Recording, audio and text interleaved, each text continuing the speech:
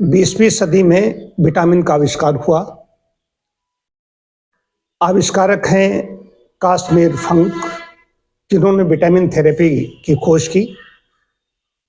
19वीं सदी में कोई भी नहीं जानता था कि विटामिन भी कोई चीज होती है। उससे पहले डॉक्टर पूर्णचंद मुखर्जी की पुस्तक मेरे हाथ में है, पुरानी पुस्तक है। ये बहुत बड़े चिकित्सक हुए हैं कि गांधी जी भी इनके यहाँ अपने रोगी भेजते थे। उससे पहले वैज्ञानिक सोचते थे कि खाद्य में यदि प्रोटीन, शर्करा, चर्बी, धातव लवण और जल हो और किसी को केवल विशुद्ध प्रोटीन और शर्करा आदि खाद्य देकर देखा गया कि इन सभी खाद्यों से इनकी वृद्धि रुक जाती है। उसमें सिर्फ यही जानते थे कि प्रोटीन है, कार्बोज है, इसी से काम चल जाएगा शरीर का। लेकिन जब देखा गया कि कई ऐसे रोग हो रहे हैं, तो ये विटामिन की जो थेरेपी लेकर के आए, जिसके जनक हैं कास्मिर फंक, 1912 में इन्होंने इसका आविष्कार किया।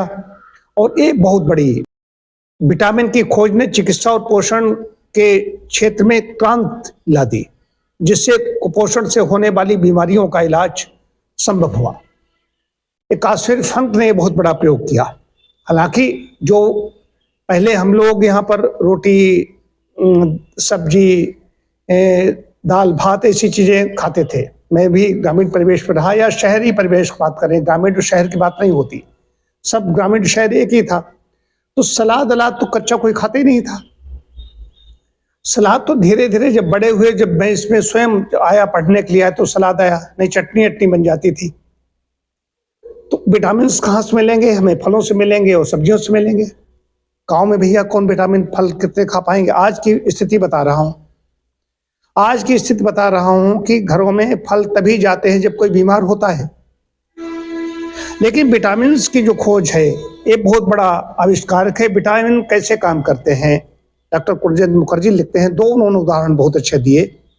उन्होंने कहा कि एक तो जैसे यंत्र होता है, मशीन होती है, मशीन का बहुत बड़ा वजन होता है, बहुत खर्च, बहुत पैसा देकर कोई कार आती है, कोई मशीन आती है, लेकिन उसमें ईंधन क्या पड़ता है?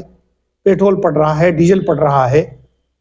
उससे जो मशीन चलती है, कार चलती है, मोटर चलती है, कारखाना चलता है, तो ईंधन का मूल्य कुछ नहीं कम है, लेकिन वो बहुत महत्वपूर्ण है। उसके बिना सारा कारखाना, सारी मशीनरी बेकार है। ठीक वैसे ही शरीर में विटामिन अगर नहीं है तो पूरा शरीर बेकार है, तमाम प्रकार की समस्याएं उत्पन्न हो जाएंगी। दूसरा उदाहरण और देते हैं, वो कहते हैं जैसे कि मकान बन रहा है, मकान में खाली ईंटें ही रख दी जाएं, उसमें सीमेंट न लगाई जाए, तो ईंट देखने में बहुत पूर्ण चीज मालूम होती है, लेकिन उसमें सीमेंट की सबसे ज्यादा उपयोगिता हो जाती है। सीमेंट की, सीमेंट लग जाती है ईंटों के बीच में, तो महल बनते चले जाते हैं, बड़े बड़े पैलेस बन जाते हैं। यही विटामिन हमारे शरीर में काम करता है। तो विटामिन जो भी ABCDE B6, B12, B1 से लेकर के 6 तक, फिर B12, विटामिन B12 की आजकल बहुत ज्यादा कमी हो रही है। ये सब इतने बड़े महत्वपूर्ण विषय हैं विटामिन को लेकर के। विटामिन की कमी से तमाम प्रकार की समस्याएं हो रही हैं। शाकाहार में सारी चीजें उपलब्ध हैं। दूध लेते रहिए, दूध से बने पदार्थ लेते रहिए, तो उसमें विटामिन B12 मिल जाएगा। इसके अलावा और भी तमाम फल सब्जियों में भी कम मात्रा में सही उपलब्ध है। आप ये समझ लीजिए कि विटामिन की शरीर में कमी न होने दें, इसके लिए फल सब्जियों का सेवन करें, दूध का सेवन करें। प्राकृतिक चिकित्सा में इसीलिए कहा गया फल और दूध का योग है।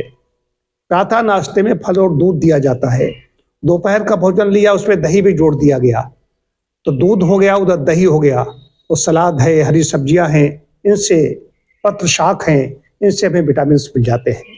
सुबह फल, दूध एक कंप्लीट फूड हो गया, जो शरीर को चाहिए था वो मिल गया। उससे पहले हमने नींबू पानी ले लिया प्रातः, जो उषा पान करते हैं, तो एक नींबू लिया तो उसमें विटामिन C मिल गई। कितने लोग हैं सुबह नींबू पानी पीते हैं? शहर को या ग्रामीण को? अच्छा नहीं, ग्रामीण में भी बहुत अच्छे लोग हैं, शहर में भी हैं, लेकिन संपन्न लोगों की बात बता रहा हूँ, नींबू पानी नहीं पीते। धारणाएं गलत बनी हुई है। नींबू पानी सुबह सुबह लिख दूंगा तो किसी को कहता है जुकाम हो जाता है, किसी को सूट नहीं करता, गले में खराश हो जाती है। ये धारणाएं गलत हैं। नींबू से गला खराब नहीं होता है, नींबू से जुकाम या खांसी नहीं होती, नींबू से सर्दी नहीं होती, नींबू की प्रकृति में ऐसी नहीं है। विटामिन सी शरीर के लिए आवश्यक है, चाहे नींबू से लीजिए चाहे आंवला से लीजिए। तो सारे तत्व सारे विटामिन मिलेंगे आपको फल और सब्जियों से, और साथ साथ दूध। एक कंप्लीट फूड हो गया, इसमें जो कुछ चाहिए सब मिल जाएगा, किसी की आवश्यकता नहीं पड़ेगी। और पहले लोग कह रहते नहीं थे, विटामिन शब्द जब नहीं आया तो क्या पहले लोग नहीं रहते थे? पहले भी लोग जीवित रहते थे, लंबा जीवन जीते थे। विटामिन के बारे में नहीं पता था, विटामिन शब्द नहीं उनको पता था, लेकिन वो हमारे शास्त्रों में, हमारी चिकित्सा शास्त्र में, इनमें सब में पहले से ही ये वर्णित है कि ये चीजें हम खाते रहेंगे तो हमारा शरीर चलता रहेगा, शरीर को आवश्यक तत्वों की पूर्ति होती चली जाएगी। बहुत ऐसे तत्व है आगे भी आविष्कृत होंगे, आगे भविष्य में ऐसे आविष्कृत होते रहेंगे, नए नए नाम आते रहेंगे।